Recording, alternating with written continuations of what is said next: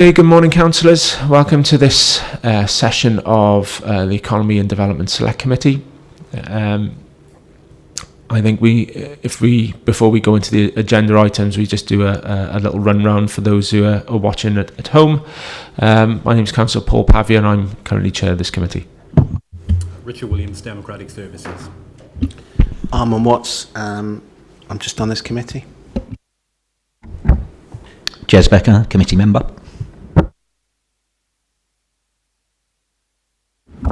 David Dovey, committee member.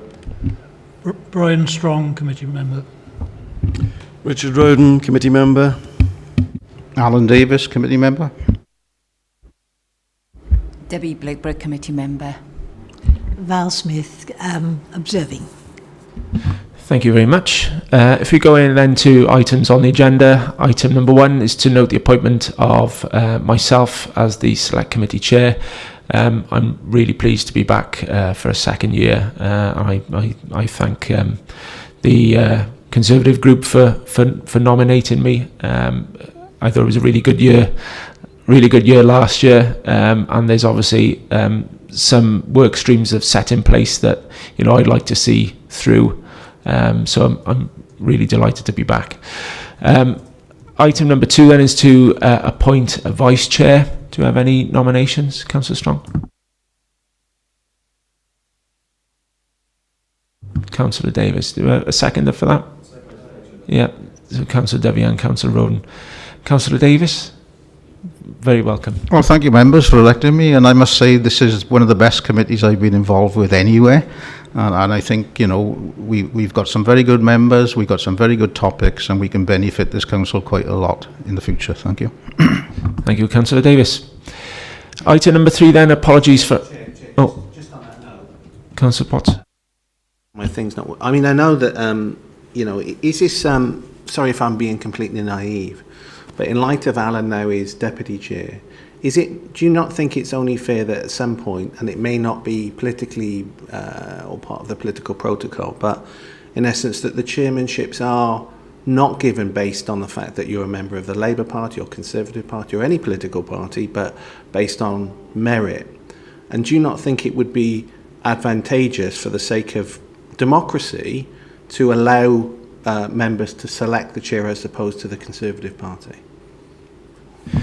It's a good question. I think it's something that's beyond this remit of this committee. It's something that would have to be looked at by Democratic Services.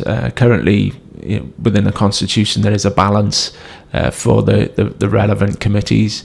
I think it's something that could and probably should be looked at. It's something that's been done now in the Assembly, where it was previously the gift of various party leaders.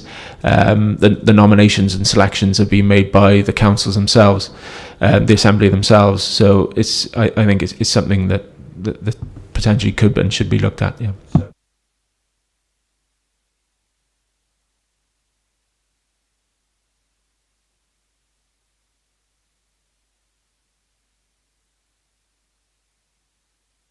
So that bit I didn't get on.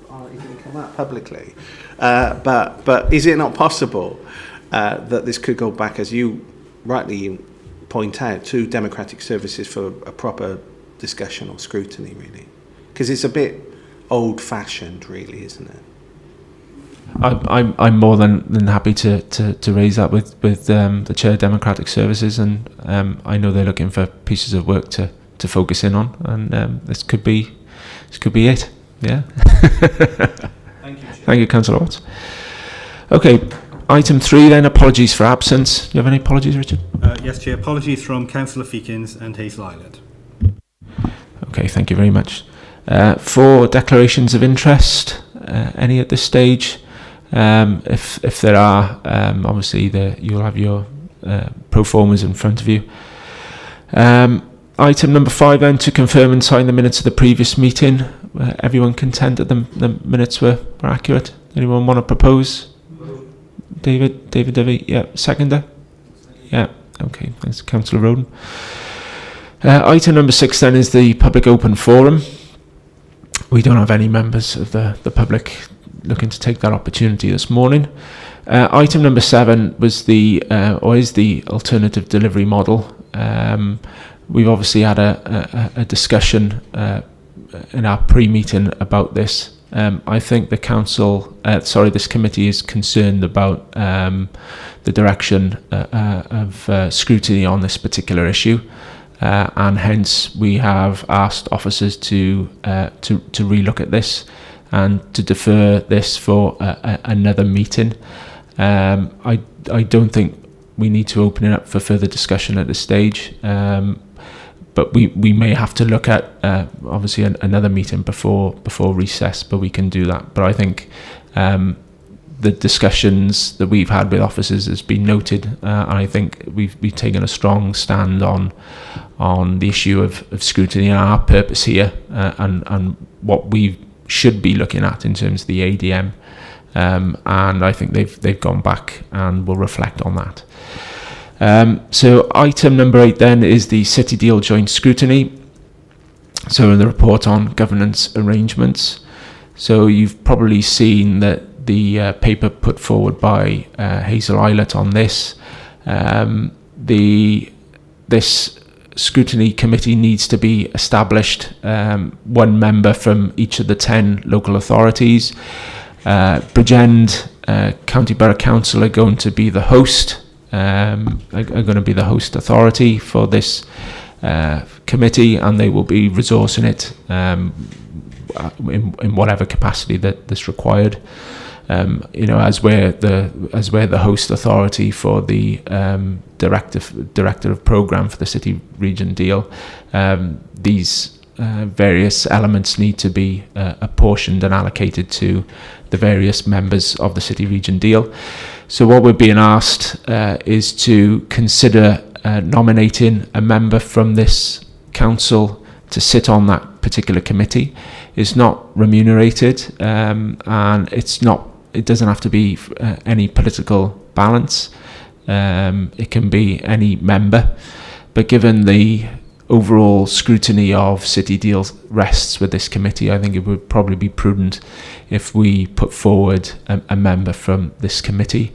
I know a couple of members have put interest to me already, and I shall ask Hazel about the next steps.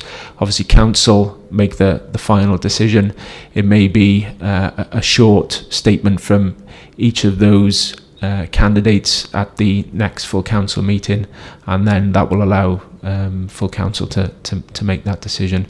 My preference is it should be a member of this committee. I think we've got the skills and knowledge to take that forward, and I think it would probably be prudent if it was someone from this committee. So does anyone want to say anything on that particular item at this stage? No? Okay. So item number 9 then is the Economy and Development Select Committee Forward Work Programme. Can I thank members who've attended the previous workshops that took place in May, particularly the Future Economies workshop, which is something that we need to look forward to look on for the next piece of engagement work. As a committee, we're committed to looking at some of the cross-border elements and synergies where ourselves and Bristol and Gloucestershire and Forest of Dean will be working similar areas of work that we'll be working on for affordable housing, the impact of the tolls, tourism and enterprise, and how we continue economic growth in the Sevenside area, or whatever the new term I think the Wales office is potentially looking at for Wales and the southwest. We've invited Gloucestershire First, an organisation that works with businesses in the Gloucestershire area, to come across and do some workshop work with us. They've suggested the 12th of July in the afternoon. I know there's another scrutiny committee sitting in the morning of that day. So I think if we can potentially do that date, I think it would be really beneficial, because we could have other members from stronger communities, and they've got they're looking at various aspects of this as well, transport, housing. So I think it'd be really beneficial to have members from that committee join us. Are members happy that we move ahead for the 12th of July? Yeah, okay. The scrutiny of enabling strategies that was due to come to this meeting, we've obviously had to reshape and reschedule that. That will probably now come to the 19th of July meeting. I'm conscious that we have got a number of issues on that July meeting, so we're probably going to have to meet for the whole day, which we were looking to do today. So it's just a slight change of focus. So as long as members are happy with that, and then hopefully the workshop with Gloucestershire First, looking at the economies of future, will be a good platform then to go into our cross-border working, and workshop 1, which will take place probably in September. I'm also conscious that members here want to accelerate some of the procurement work. I'll go back to officers to try and find if we can find another slot. Whether or not we'll get one in before recess, I don't know, but certainly just after recess, because senior officers will be starting to work on the budget for next year in early autumn. I think it's really important that we have an input on procurement. There are savings to be made, and we need to press that across. We need every penny counts at this stage. So we'd like to see that work come before us pretty quickly. Do any members want to say anything at this stage? Councillor Davis? Yes, thank you, Chair. Firstly, on the cross-border initiative, I think that's excellent. I think from our previous meeting, we're all aware that there's a lot of work to do as far as Monmouthshire is concerned, with the Severn Bridge tolls and the need for affordable housing and to attract new business. So I think that's an excellent initiative, very important that we are fully involved in that. As far as the procurement is concerned, that's equally as important in my view. But what I would like, rather than wait until that meeting that you suggested, even if we just as a committee have a written update on from the senior officer on what initiatives have been put in place, how much progress is being made, and perhaps some idea of what the targets are and the timescales are. Thank you, Chair. Yeah, I'm more than happy to write to senior officers. It'd probably be Peter Davis, and we'll ask for an update report ahead of any other workshop. Yeah, Councillor Becker. Just on the cross-border, to make members aware that the Forest of Dean Economic Partnership meets on the 22nd of June. I can't make it. It's in the morning. It's in Mitchell Dean. I believe that there are mechanisms to allow us to attend if we want to find out, what's going on economically on that side of the border immediately. So just to let you know. Thanks for flagging that up. Councillor Dovey. Just one further point. To give an indication of how all of a sudden the barriers seem to be melting a little bit between the three councils. We have had a meeting now which was chaired in Chepstow, and where the issues regarding to transport issues around Chepstow being discussed now fully in an integrated way between the Forest of Dean, Gloucestershire and Monmouthshire, which is something that we've been working at through the strategy group for ages. I don't think the transport issues can be seen totally in isolation, because I think the impact of whatever comes out of what we decide or what we aim to get is going to have an impact on the economy as well.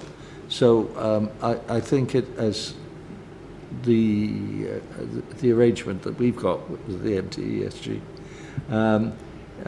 progresses, it would be important that we report to this committee here to identify where there might be areas where the two things will become synonymous, is that the right word? You know, they will work together, and we work with them, with those counties, other counties. Thank you, Councillor Devey. Councillor Roden? Thank you, Chair. It would be helpful if Councillor Becker could distribute the information about the Forest of Dean meeting. I'm sure you wouldn't mind doing that. Thank you. I'm sure he'll do that. Thank you very much. Okay, so then item number 10 is the Council and Cabinet Business Forward Work Programme. You'll see that. Are there any issues you feel that need to be examined at this stage, pulled in? Yeah. Councillor Watts.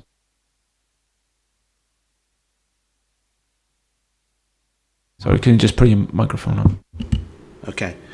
So, so to repeat, really, I'm obviously concerned. It's not often, Chair, that I wake up in the middle of the night, and I'm quite a heavy sleeper, and find myself thinking about this at 4 o'clock in the morning. But the £50 million borrowing, prudential borrowing, to fund acquisitions over a 3-year period hasn't really come before this committee.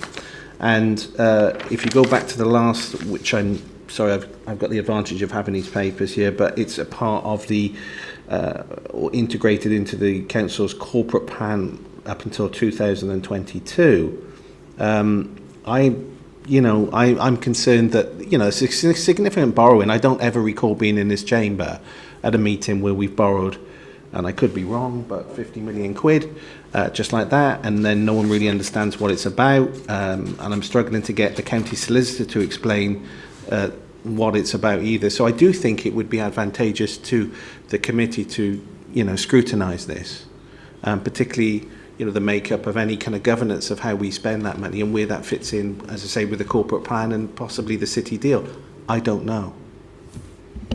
Okay, thank you very much. Councillor Blakebridge, do you want to add something to this? Yes, it's really just to add to that, because when audit came in, one of their concerns was about the amount of money we were borrowing, and were we over borrowing, and there was step by step. So it was, I think last year was 90 million, 120 this year, 130 next year, plus another 50 on top. So that's 180 million we're borrowing, and obviously that will have a knock-on effect on our revenue, because we're going to pay the interest, and they've extended over, I think it's over 25 years. So just handing that debt onto our children, I suppose, future generations. So it is an area of concern, really. In my nature, also the risk associated with that from a commercial perspective. Obviously, Councillor Blakeborough talks about the responsibility, the impending financial responsibility on us on the repayments for future generations, and she's absolutely right. But then also the risk of what's associated with this money going. And whilst I appreciate there's always going to be an element of commercial confidentiality, which I wouldn't want to stray into, and we could take legal advice on this as well, but particularly what sphere of investment we're going. Are we investing in Monmouthshire? Are we investing out of Monmouthshire? Again, are we investing as part of the city deal on top of the money that we're getting in? Are they tied in together? So these are the kind of questions I think this committee should be asking. The risk associated with this borrowing. Councillor Roden, thank you. Thank you, Chair. My understanding is that the 50 million is not something that we've borrowed. It's actually, we have the ability to borrow up to that level for projects that haven't been described yet. So we've opened the door for borrowing, but we haven't actually identified the projects that we may be spending money on in the future. Thank you. Thank you for that. I think it is prudent, though, with some of the uncertainties and unknowns around this, that we do bring this in and look at it in more detail in this committee. I'll certainly ask senior officers to do that, and I'll probably have a sit down with the chief legal officer as well and ask him some advice in terms of what we can and can't do in open session. Councillor Davis? Yes, thank you, Chair. I mean, I understand the concerns, and they're quite valid concerns, but, you know, what we want is clarification, because personally I'm not against investing in something if it has a benefit for the community. So really what we need is the detail behind these proposals, and what is the benefit for the citizens of Monmouthshire. That's what we're looking for. We're not Luddite, so we don't want no investment, but we need to understand where it's being invested and why is it being invested and what are the benefits. Thank you, Chair. Thanks for that, Councillor Davis, and I think that's ultimately what I think Councillor Watts was driving at. You know, what is the overall benefit for people in Monmouthshire? So I'll take that forward as an action. So that only leaves me then. The last item is to confirm the date of the next meeting, next formal meeting, which will be Thursday the 19th of July at 10 o'clock. The likelihood is we may have to have another meeting to discuss the ADM possibly before that, but I'll alert members ahead of that. Councillor Becker? Not specifically related to the next meeting, but just another couple of bits of information that will probably be interest of to committee members. I'm currently in the process, I think most of you know, of organising a visit to see the robotics lab in Bristol. If you're interested and you haven't let me know, then do let me know. Next Thursday, Lord Clement Jones, the spokesman on the digital economy, is speaking in the Drill Hall in Chepstow on artificial intelligence. Next Thursday? Yep, next Thursday evening. It's open to all, it's free. So if you want to do that. And also there is a survey on the impact of the bridge tolls being put out by the Secretary of State for Wales office, which I think might be of interest both to the members and maybe some of their constituents. So, I mean, I'll put all of that in that same email with the details about the Forest and Dean economy thing and send it round to you. But I just thought it probably the right form to put in. Thanks for that, Councillor Becker. Sorry, you just jogged my memory on something, which is our discussion on automation. I went to the Democratic Services Committee on Monday to give members there an update of our thinking, and because they're the central organising committee, asked them whether they would consider looking at some of these elements, particular work streams that they may consider that they would like to take forward and potentially look to apportion work to other committees. I think that it was a beneficial discussion, but I think the feeling was that it was so broad at this stage, members needed a bit more detail. So Matt Gatehouse has agreed to circulate a paper in the next week, and then we will look to have probably a members seminar to follow up that, so we can decide what particular work streams we may like to look at within our various select committees. It'll be then up to probably a discussion between the chairs of the relevant committees to look to schedule that in at some point during this next year. But it was clear that there was some appetite for looking at this, not just in terms of performance and capacity, but if there are areas or assets, areas of IP that we're generating or assets that we may buy, if we can look to generate revenue from that. I think that was the important aspect that this committee really wanted to look at. So, I'm not sure what you're saying in as much as that, first of all, I think members need to understand that effectively you're talking about, or Jez is talking about, a broader issue to do with, at least I think you are, robotic process automation and the impact that has on the authority. But equally, I think it would be effectively a waste of time for us to do it on our own. I think that it has to be a joint exploration between local authorities across South Wales, or in fact Wales, or maybe it's just a thing for the government, because the cost implication, I think it's a little bit from my limited understanding of it is that the people who are involved in this or leading on this are very finite, and that there is activity of this in the UK with companies like Blue Prism and all the rest of it. But what are we looking to do? Are we looking to invent our own and then sell the intellectual property of that? Because we've been down this road before where we've tried to establish some software and found out it was worthless, with the exception of our own use, because we couldn't actually guarantee the intellectual property. Sorry, there's a lot of questions there, but I just wanted some clarification. And if Jez is not on about that, then I apologise. Councillor Becker. Yeah, I mean, a valid concern about generating IP in the county, but no, this is more dovetailing with some of our previous work on shared workspaces and hubs, and we had a presentation in the last meeting about what constitutes different types of technology hubs, and the Bristol Robotics Hub is an example of a very successful pan-European shared workspace, and we're looking at what sort of shared workspaces we could have. We're also been looking more generally in the committee about the future presentation of the county to industry, and how we can build on things like, you've got the surgical people in your ward, the surgical tool manufacturer, and we've also got the chip designers and such like, and how we can improve our lot there. Is there something that we can be doing that rolls into the grow on stage of incubators, for instance? It's that sort of thing. So it's less about actual investment of our own in technology, and more about knowing what's out there, so we can make a better advised decision on some of the direction that we take in marketing the county and its shared workspaces.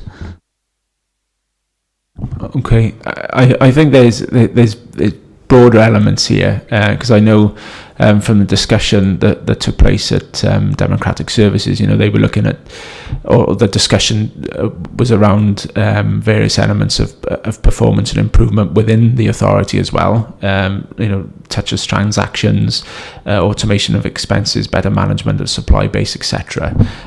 Which there's elements of automation there that we can take forward. I couldn't see any reason why not. That obviously we need to look at the not just the costs, but the implications of staff, etc. But how we improve our performance. We're a lean authority anyway, but how can we improve our performance with the use of automation? And we've seen with a recent announcement on chatbots, which is a very narrow form of AI, that we're looking to explore these areas, but I think more needs to be done. But I know Councillor Roden was someone who was you were very interested in this area, as well as Councillor Becker. So Yes, Chair. In essence, the council faces lots of challenges, and in order to continue giving services to the community, we need to be using every technology that we possibly can that's cost effective. I was more curious about what the council approach was to identifying the kind of technologies that we could use in the future. Are they do they have processes in place to look for technologies?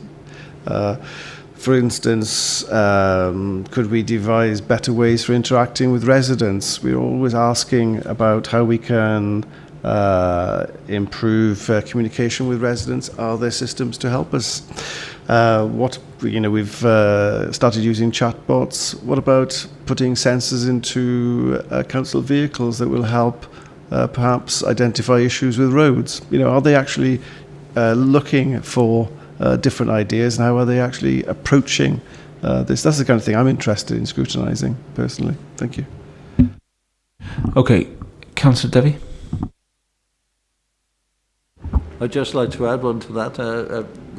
The technology would also be a great advantage in public services like the bus services and whatnot, because we haven't found a way yet of informing people what times the buses run.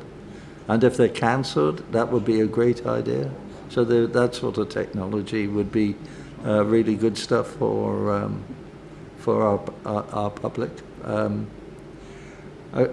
By the way, just to go back about what we were talking about earlier on, and whether the rest of the councillors know what is happening, there is in the agenda between 7 and 8 in red, given that there is likely to be a wider interest in this scrutiny, an invitation is extended to all elected members. But that agenda, it wasn't done separately. They haven't really been informed unless they're inquisitive about reading our agenda on time. I mean, it isn't rocket science, is it, to get it right? No, you make a valid point. There should have been a wider circulation of the importance of this meeting. I sent around an email very late last night, and it was probably picked up by very few people. But that's something that Democratic Services will take back, no doubt. Councillor Becker. Yeah, just on the slightly on the topic, because whilst we're talking around the sort of technology issues, I attended the Digital Festival of Wales a week or two ago, and it's a truly international event. Keynote speakers were the Wired editor from the UK and one of the chaps who's responsible for a huge amount of stuff in Google's technology. But we actually appeared in that because our recent selection for the procurement process of putting out our problem of rural loneliness and transportation actually appeared in one of the workshops there on, what are we doing, how are people engaging in these problems? And, I asked them the same question about how are we actually going out and finding, these solutions, how are we looking? And I know from their point of view, we're in that procurement programme, they're going out, they seem to have a bit more of an idea of what they expected to get back, which I thought was a bit of a shame. I didn't want to see them leading any of the innovators. But they certainly have engagement officers going over to all sorts of academic and business interests to try and grow those seeds and find those suggestions. So from that point of view, we're already quite ahead of the curve compared to other councils. But clearly we can do more, and we need, availing ourselves of all the information is the way to do it, I think. So. Yeah, you're right. That is, it was a important competition to win in a way. We were selected. I suppose the only downside on that, because it's grant funded, that we won't have IP rights. But whatever service comes out will certainly benefit the residents here. And if it's not just within authorities, within the UK, hopefully we're shouting out beyond these shores to show that we can be quite innovative, the public sector. I know there have been concerns about how commercially savvy we are, not just as an authority, but how commercially savvy public sector is in general. We can be good at some of these things with the right advice, with the right input, working with the right partners. So we shouldn't be completely averse to some of this stuff, which is really important. Councillor Smith. In your your presentation on Monday, you made a reference to mapping. Now, I didn't know what context it was, but I know that with one of my community councillors, we met with somebody, and I find this difficult, an SRS officer, to discuss mapping.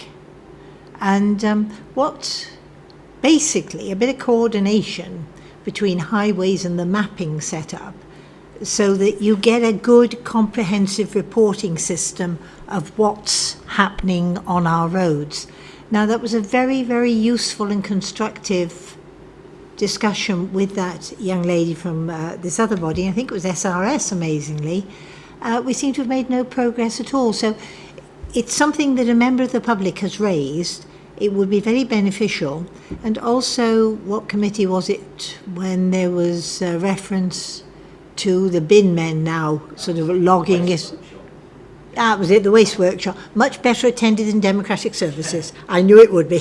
So it would be a useful thing if somebody could pick up and say, where has this actually gone? There was a willingness to work from this, and I will identify who the young lady and the individual was, a willingness, and there could be a great deal of benefit to us if we got a system operating properly.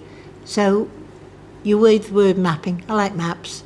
So I don't know if you think it's appropriate. Yeah, I'll certainly raise it with Roger Hoggins. I did suggest actually, well, Roger must be aware, as I say, we seem to have come to a full stop now, like so many things. I will identify the lady I talked to and also the member of the public who didn't find the opportunity to come this morning. So, right, thanks. Thanks, Councillor Smith. Councillor Bigber. I'm just wondering, is that for us to do, or strong communities, or joint? I don't know. It's, It may be a stronger communities thing, but it links back with what Councillor Roden suggested. You know, we've got a lot of highway assets that are out on our roads on a daily basis. You know, they could be doing other things other than, you know, picking up rubbish and you know, ferrying you know, workers from A to B. You know, they could be potentially assessing the degree of degeneration of our road network. I mean, we're probably all aware of where the potholes are in our wards anyway. But you know, to have an updated map of that on a weekly basis would be really huge. Yeah. Okay. If members have no more questions, can I thank them for your attendance? Appreciate it's slightly curtailed, but I think the pre-meeting was really helpful. And I'll be in touch on the various other workshops and the confirmations of dates and times, etc. So, okay, thank you very much.